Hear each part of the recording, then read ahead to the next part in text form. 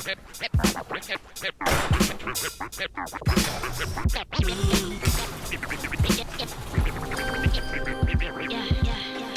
¿dónde has visto a alguien como tú? Que camine con ese tumbao, con esa actitud. Dime dónde venden en la tienda a alguien como tú, pa' que entiendas el nivel de tu altitud.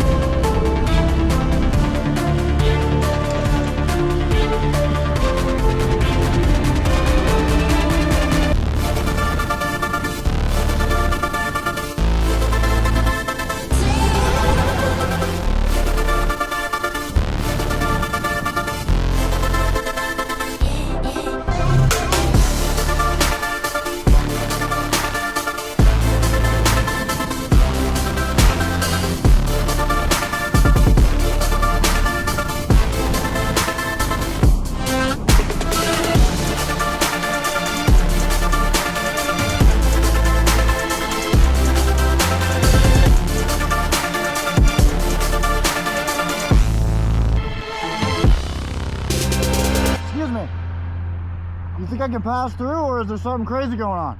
Something crazy. If you hold off just 30 seconds, they're almost done. All good, all good. I'm not going through that. You see all the guns drawn? Yeah. Good one. I'm just making sure it's safe, man. Thank you guys for keeping it safe.